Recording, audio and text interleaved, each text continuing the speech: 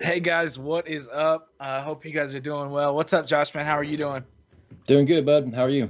I'm good, man. We just, I know you guys haven't seen it yet. But we just got done talking to Brandon Brown and guy down at Truman, and I'm excited about what he's told us, man. It was good. It was really good to hear from him and talk to him about Truman Lake, and I mean, it's got me jacked up for Truman, man. Yeah, we got some really good information from a local expert for this podcast. So stick around. We're going to get right to the point. So don't go nowhere. You're going to want to hear this. Yeah, man, this was gonna be short and sweet to the point. But let's get into some announcements real quick. Truman Lake, Saturday we'll be there. A live event. Talk to us about what's going down Saturday, Josh. Yep, it's it. It's time for Truman. The timeline that we're looking at is everybody's gonna have the captain's meeting on Friday at 7 p.m. at Everharts. Everharts is located at 511 Hillcrest Drive in Clinton. It's really easy to find, pretty big parking lot as well. That captain's meeting is optional. You don't have to be there. I understand some people may not, you have to work late going into Friday and may not be able to get up there in time. So it will be recorded and posted on the Facebook page online. So if you can't make it in person, you can watch it online. Um, if you want to show up, if you do want to go ahead and come on in it's going to be at 7 o'clock. Like I said, you can come in and we'll be giving out your membership packets if you want to pick up your stickers. And, if you're one of those top or the first members that signed up at the beginning of the year, you're going to get your shirt and your hat. You can pick that up too. If not, that's fine. We'll still be giving that away at the award ceremony too. We'll have everybody's stuff there. So excited to get everybody all their goodies that's been sitting here for a while. I know everybody's really wanting to get it, so that's going to happen too. Um, let's see. And then the next day, after the tournament at 4 p.m., that's when we're all going to meet back at Everharts. Uh, what is that? 4:30. I'll have to double check on that. But it's on Tourney X, so all the details are there on the Tourney X site. So once we meet back at Everharts, that's when we're going to do the raffles. Everybody's going to get raffle tickets. We'll do the best dang tackle box drawing and give away a bunch of tackle. We're going to be giving away that new canoe kayak. We're also going to be, providing food for everybody. There's going to be plenty of barbecue, so everybody can come in, make you a plate. There's going to be plenty of seating and tables, so just have a seat, eat your food. We're going to win some prizes, and then we'll start the award ceremony after that. So that's about the way things are going to run Friday and Saturday. Also, I want to mention that if you want to bring your spouse or your family, that's to the awards. You're more than welcome to. If members can bring their families, we'll feed them too. That's what it's all about. So don't feel like you can't bring someone just because they're not a MoYak member. Bring your family, bring your kids. That's all about family. So I just wanted to mention that real quick about Sherman as well. So on Tourney X, we've got a 4 p.m. Photo submission. So I'm assuming we'd have to be there at 4 p.m. also, if we have to. Correct. Yeah, yes, that's correct. Okay. Looks like first launch is at 5, first cast at 5:30, fishing ends at 2:30, and then deadline is at 4 p.m. That's Um, right. in past tournaments, Lake of the Ozark last year was my first one. We brought our bump boards on Friday night. Are we having to do any of that before this tournament? Yes, if you want to come to the captain's meeting, you can bring your hog trough and we'll check it out and make sure. And if you're having problems getting it lined, I'll be more than happy to help you get it lined out too. So we can get that taken care of. If this is your first tournament and you just bought a hog trough, bring it on up to me and I'll fix it up for you. Cool, man. That is awesome. Looking at this, we're right around the end of the month. Tuesday is the last day. It's actually the last day to get signed up for the July monthly. I don't know how many guys we got signed up right now, but that will be the last day to get signed up for that, and that one will be going, right away. Um, Yeah, registration is just right around the corner. So get signed up on Tourney X for the July online if you guys are chasing after that online Angler of the Year points or just want to get out on the water and fish for fun during the month. I'm trying to pull. I can't find it. Just trying to see how many guys we got signed up. Here we go, right here. Let me tell you right now. Looks like there's only 3 right now, but I'm sure there'll be some more guys that get signed up before then. So Yeah, I should be a think good time. everybody's kind of focused on Truman right now, so that's why we just Yeah, want to throw that out there. A little reminder, you guys, yeah, we got a definitely. couple more after next week. You got to get signed up next Tuesday night. Tuesday night, last night to get signed up for the July, or excuse me, is it July? Yeah. the July online. So make sure you guys get signed up for that. Next event, what, Taneycomo, correct? July 18th, 16th, 18th. Yep, 18th. July 18th Oh man, it's gonna be on a good time. Taneycomo. There's been a lot of guys fishing Taneycomo this year, so I'm sure they're jacked up about that one. Yeah, I think there's a lot of people that are excited to get on Taneycomo this year. Be a good year for it. Well, man, let's talk about the kayak tip of the week. We talked about PFDs.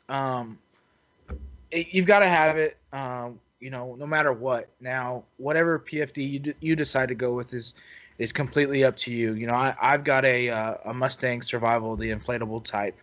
I also have a NRS Chinook, but that Mustang inflatable life jacket is by far the most comfortable thing you can wear. I haven't personally wore the Chinook I wore it when it was kind of colder out.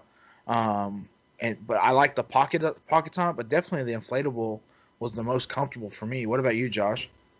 Yeah, I agree. Safety and comfort are two things to consider when you're, looking at getting a PFD.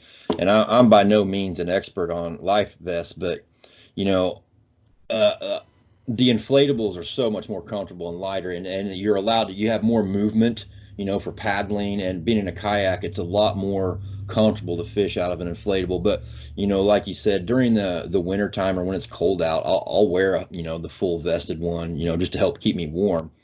And something too that I just thought of, some people may not think about this when selecting a life jacket, but if you get unconscious and you fall out of your kayak, that life jacket's going to float you, but if it doesn't flip you over on your back, you're going to be floating with your face down, and it's not going to save your life. So I don't think a lot of people think about those situations. And a lot of times if you're in an emergency where you actually need a life jacket, because I know all of us can swim pretty well and are comfortable on the water, but that emergency situation, you could be unconscious. And so they do make life jackets out there that are designed to float you on your back, so that if you did pass out or were unconscious, your life jacket is going to float you on your back and you can still breathe until you come to. So I don't think a lot of people realize that that's an option. So, I mean, that might, if safety is your number one priority, you might want to spend a few extra bucks and get one of those life jackets. It'll make sure and keep your head up. Yeah, they've got those NRS, the Chinooks, and then they've got that high back flotation, on the backside that helps, keep your head out of the water and flips you over. And those, when they have that, that padding up top of that flotation on top, they are more comfortable too. When you're sitting back against the seat, it's not there rubbing against you or anything like that. So guys, make sure you have your PFDs on. Make sure you're being safe out there. Your inflatable ones, something to think about. You gotta check them, make sure they're serviced. Make sure they're going to work if you need it. That's something that some guys may not look at.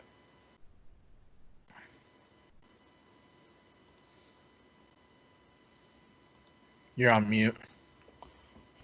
Oh, sorry about that. Now I did it again. All right. So now,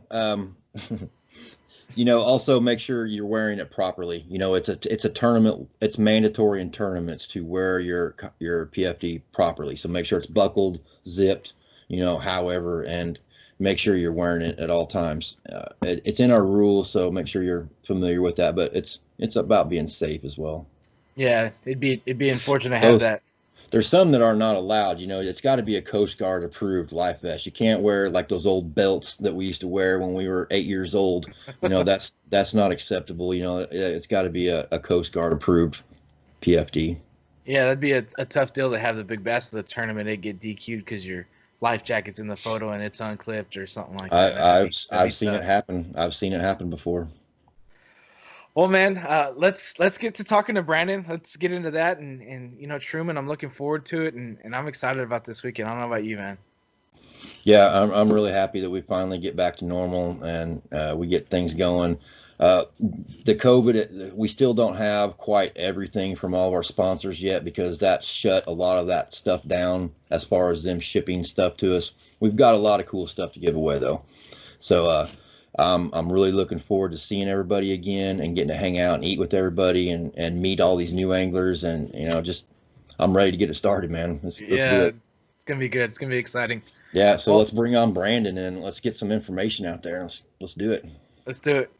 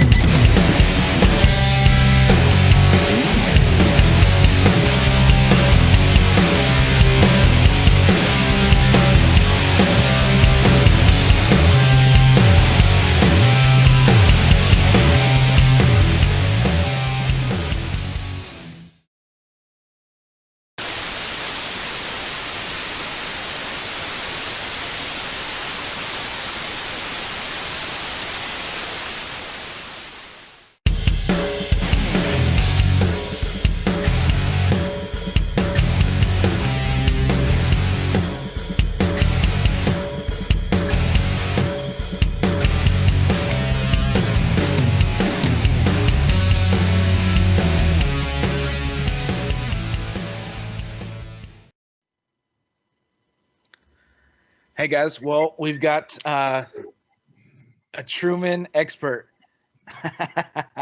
or what we're calling a Truman expert, local guide that's just willing to sit down and talk to us about Truman Lake and what's going on there. We've got Brandon Brown with us. Brandon, man, how are you? Doing good, guys. Hey Glad Hey, man, man. thanks. to talk to you. It's good to see Yeah, you, man. Thanks for being here tonight. Yeah, no problem. yeah, definitely. Thanks for coming on here. Just basically, man, tell us about yourself and kind of what you do for a living and what you got going on in your world right now. Okay, well, I've worked at Everharts. This is my 10th year here, so kind of close to the fishing industry and hunting industry here in town. Fish on days off. Been tournament fishing in the big boat for about 6 years now. Just started the kayak deal last year, just as another hobby, really. It's been, Cool. it's fun to get away from the big boats every now and then. Yeah, for sure. That's really about it. That's about all I do. Man, well, I got to give you guys kudos up there at Everharts. You guys do a great job. Have a lot of great stuff. And actually, I was there Saturday and spoke to you for a little Yeah. bit, looking for some stuff, and appreciate your guys' help and everything. And excited to bring all the MoYak family down there and check out the store and hang out with you guys. And I hope you guys are looking forward to that as well. Oh yeah, for sure. It's a new adventure kind of for us. We dabbled in it a little bit last year, but this is going to be a little larger scale for sure. Get the guys up on Truman. It's a little different than other places you guys have been, but not really. You can do everything. That's what's fun about it. So, I mean, tell us about Truman. What's that lake been for? What's it been for you and your fishing experience? Well, we're kind of hitting it right. Truman in the past years has been, 12-pound limit in a 5 bass tournament was huge. That was, if you had 12 pounds, you were going to get checked. The last couple of years, the fish have really came back. We're seeing 20, 25-pound bags winning tournaments now and 17 not getting a check. So the fish populations definitely came back. We're kind of dealing with, we've had high water recently. They've drawn the lake down. It's going to make fishing just a little tougher than what it has been. If this was 2 weeks ago, it would have took a huge 5 fish limit to win this deal.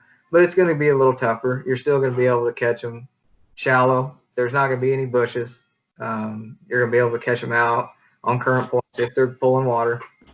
So you're going to be able to do about anything. The water is actually really clean, which is nice. We're not used to seeing clean water on the whole lake, and it's pretty clean everywhere, which is kind of different than what we're used to. You talked about the boat tournaments and the bags, and the way the fishing's gotten better. How many tournaments do you fish about a year on Truman Lake? I wish there was more. We've kind of slacked on what there used to be. We used to have way more tournaments, but with the fishing going bad, a lot of trails left and they didn't come back. We probably fish on Truman 10 to 12 tournaments a year is about all we have anymore. There's only one true series that comes here every month, and then you have your charity or benefit tournaments that are here. Right on. Well, can you get into a little more detail about the current lake conditions up there? I think a lot of guys are wanting to know, exactly what they're going to be coming into, because a lot of people we're, including myself, we're basically coming up there to fish Truman, bass fish it for the first time. Right. So a lot of guys are really curious about what they're rolling into. Like, I mean, is the water up or is it down? Is it clean? Like you said, it was clean. So, what's the water temperature like in the clear, and all that good stuff. Yeah, so probably by the time we get to fish Saturday, you're going to be about a foot over, foot to foot and a half over normal full, which is not a big deal on Truman. It would have been nice if we had some bushes to fish like we did a couple weeks ago, but you're going to get back to that where the fish aren't going to be on the old bank line like they were. They're going to relate to, if you're going to fish shallow, they're going to relate to shallow water stumps, lay downs, stuff like that. Or you can go out and fish main lake and try to catch them off points or bluff ends. Are they going to be generating any water, do you think? Those main lake points might get a little bit of flow on them. I looked at it last weekend. The schedule was to be generated all day. They varied the generation. It's going to be in the afternoon, it looks like, the heavy generation. But if them fish get out, they're going to stay there. They may not school up like they do when it's constant generation all day, but they're still going to be out there. So some of our, kayak anglers, they may have not been to Truman. What are some basic patterns that these guys can rely on to fish on Saturday? Well, it just depends on if you want to go shallow or deep. Go out main lake or go in the creeks. If you're going to go in the creek, a staple on Truman, especially in the summer times, a buzz bait, a square bill crankbait. You can catch them on a spinner bait, or a jackhammer or something like that, a chatterbait. But I would stick to that, square bill crankbait, your spinner bait. You can flip the bushes, or not bushes, the laydowns and stumps, with a brush hog or a big worm. This lake, whenever we stand in tournament line and listen to what everybody throws in the summertime, brush hog is probably the number one thing everybody says, the big one. You can really do about anything you want in the creek. If you decide to fish the Tebow or the Lower Grand, Palmy, you can go throw a shaky head and catch them too, really well. Or you can throw a spook and catch them. I know I threw a spook last Sunday and caught several, not keepers, but just decent fish if you just want to catch 5 quick fish pretty quick, just on a steeper rocky bank. If you go out main lake, you can throw big worm, 10.5-inch worm is probably a staple on this lake. That and the 7-inch mag trick worm that Zoom comes out with. That's probably the second number one selling worm we have in the summer. Throw a football jig. It's not a huge deal here. The worm is a big deal on main lake. Throw wobblehead with a brush hog. Probably can catch them shallow on main lake points early in the morning if you get out and can get on a point early. Catch them on a buzz bait, stuff like that, crankbait. Is there a big difference between the water temperature from those main lake points and going back in the creeks? What's the difference in that like? It does get a little warmer. I wouldn't say it's a huge difference. Main lake's probably in that 75 to 76 range. You get back in the creek, you can hit low 80s. At least that's how it was over the weekend. It's going to change a little bit, but I don't think it's a huge factor. I probably wouldn't focus on all the way back in the creeks right now with the drawdown. A lot of them fish pulled out. Your secondary points, your laydowns right inside the mouths of the creek. Them fish are ready to move out. Some of them are staying back and waiting. We kind of had spawn this year. We were catching spawn and fish the last, really 2 weeks ago. We were still catching fish that were still beat up, still on beds. So it was kind of a late year for sure. So, some of our guys, being in a kayak, they don't really care for a lot of boat traffic as far as recreational boating.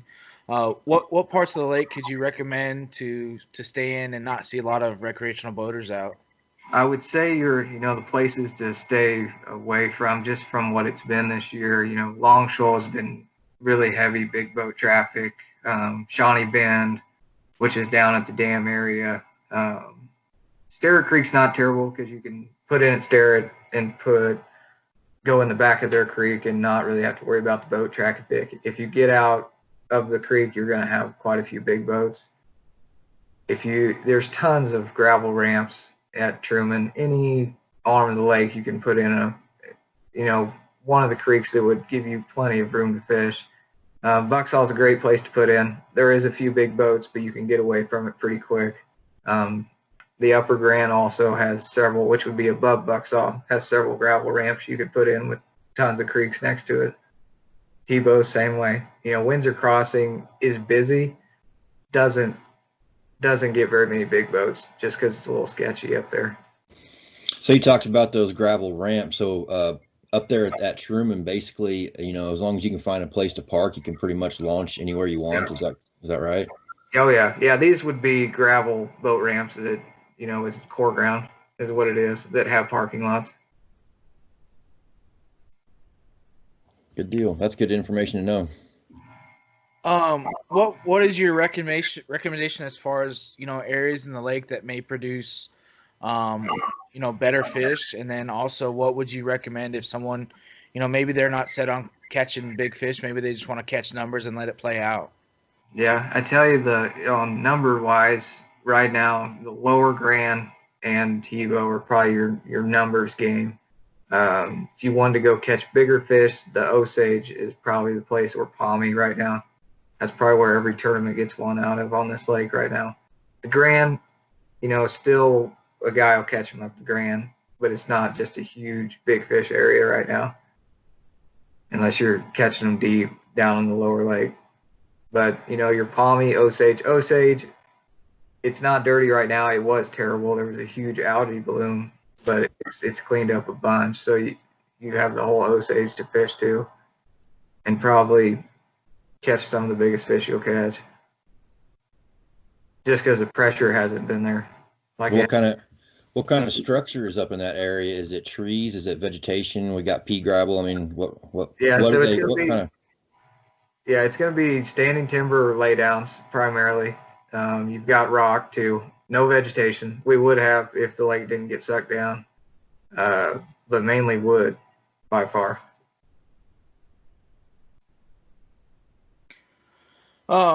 Guys, Everharts, we've talked about a lot, and Brandon, working there. Guys, when you guys head up there, make sure you guys stop in there and say hi to those guys.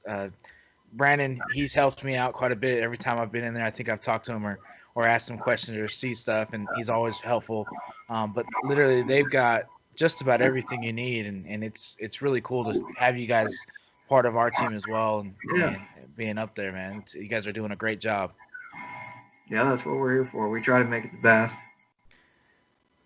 Josh, man, what else you got for Brandon?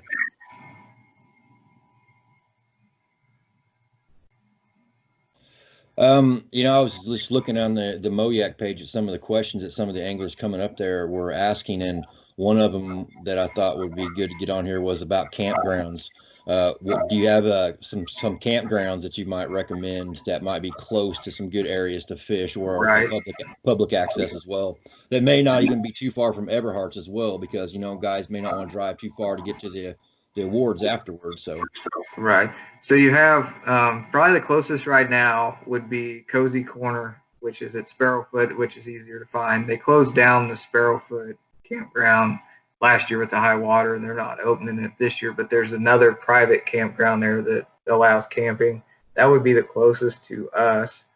Other than that, Bucksaw has a core campground that's right close to the water. I mean, you can fish anywhere right there. I mentioned Longshore earlier. They have a nice campground, but you're going to be on the big water side. You're going to be dealing with big boats. Berry Bend is another good one. It's on the Osage. It has a great campground. Not as many big boats. Plenty of area to fish over there. It's a little further away from us. It would be, probably 35-minute drive from the store. Other than that, you get a little farther away than those three. Okay, speaking of driving times to the store, I know Truman is a really big lake, the biggest lake in Missouri.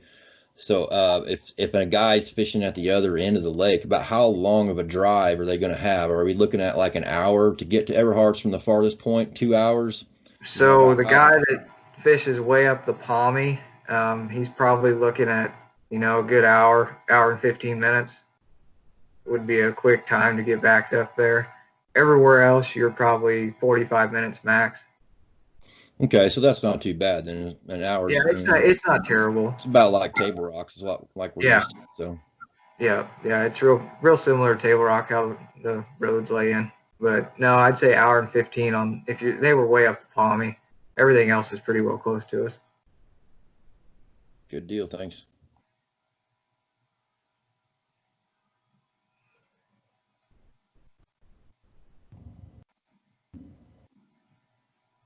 I think you're on mute, or did I lose you? No, I'm sorry, I was on mute. You did it this time. I did it last week. You did it this time. Oh gosh, here we go. Jeremy Hughes, he asked a question on our Facebook page. He said, current versus ledge versus tree or bushfield points. What's the best? I mean, it's really up to you. I guess if maybe it's your Yeah, preference or what it was it. What is it for you, Brandon? it just depends on what the fish are doing. We get down where we're about normal. You can do about anything. I'm kind of a shallow water guy. I'd rather catch them shallow. So I'd go fish the main lake flats, hit every laydown and stump I could find. But then again, you're gambling. You're not going to get that many bites. You go out, fish main lake, fish the points, you're going to have way more bites. So it's kind of what you want to do, really. Or if you want to go in a creek, and the creek fish are always there. You're just not going to have as many as you did a month ago. Well, it sounds like we're going to have a lot of options, even though the water may be coming down a little bit tougher than normal, but still I think there's going to be a lot of fish caught in this event. Oh, I think there'll be a ton. We're about to get on there. We're going to pick this sucker apart. MoYak's going to come up there and catch some fish. I know these guys will. Right. No, it's definitely turn into a pretty good fishery. That's for sure. The small, I say small fish, we're usually used to 15-inch fish as keepers for us, but the amount of 13 and 14-inch fish in this lake is just ridiculous right now. I mean, you could catch as many of those as you want. At least that's how it's been. It's got a little tougher, but not much. We were dealing with just crazy conditions where it was just, you could do anything you wanted and you'd catch a 20-pound bag. Well, maybe it'll turn back like that on Saturday. That'd be nice. Right. But no, it could be really good. That's for sure. I know it's been 2 weeks ago now. There were several 6-pound fish weighed in several different tournaments, and we weren't used to seeing that anymore. But I don't know how many 5-pounders we had last Sunday they got weighed in, but I think we ended up releasing like 400 fish that were caught. It was pretty crazy. I wonder if that has anything to do with the flood from last year, keeping the lake up so high. Maybe them fish had like a year break and were able to. Yeah, that's for sure. We actually had 2 years of flood, not as big as last year. So we definitely are seeing something that's changed because it's got pretty fun. It's a lot more fun than it used to be. You can actually go out and catch a bunch of fish. I know we were messing around. I know there's a lot of swim bait guys on the kayak side, and we were throwing big glide baits up in the bushes, and I would have never dreamed of doing that on Truman and getting bit, but it was happening. It's probably not going to happen now, but it was happening. You're going to get Richie Lockery all. He's going to be jacked up, man. He's going to have 4 or 5 swim baits tied on him. It could happen. It just depends. The bushes helped that for sure. The fish were still guarding, but it could happen. We got guys throwing, the mag drafts and catching them, so it's definitely changed the game on this lake. It used to be just a black and blue jig and a big worm. That's about everybody threw in a spinner bait, but you can do about anything now. So I know this isn't on the Facebook page, but I'm sure there'd be a couple guys that probably chip into the pot if you wanted to drop some of Jared Fosno spots. Just throw them out there. I'm sure we can get you a nice little check cut. Yeah, there we go. Yeah, it's hard to say where Jared will end up. I hope he fishes this weekend. I haven't talked to him yet. I know I'll be there, and the guy that usually fishes me in the big boat, he's going to fish. Sean, he don't get out much on the onlines, but he's going to get to fish this one. Oh, cool. That's awesome. Yeah, we went down to Lake of the Ozarks and had a great time. So we look forward to doing it again. Well, this one's going to be real in person, so this is going to be even better. I'm excited. I'm excited to get up there to Everharts and get this show started. Yeah, man, you're in for a treat, especially. We've had 2 events where we haven't given away, stuff. Josh has got stuff stacked up that I'm sure he's ready to hand out, man. It'll be a good time. Right. No, it'll be a good time. No, we'll be all here Friday, so it'll be fun. All right. Sounds good, man. I really appreciate you taking the time to give us some inside information. No, anytime. Yeah, seriously, Brandon. Thank you so much. Guys, definitely check out Everharts. Like I said, you won't be disappointed. They'll help you out. Great guys there. Again, though, thank you, Brandon, for coming on here, man. Yeah, thank you. You guys have a good one. Hey, good luck, man. Good night. Yeah, you too.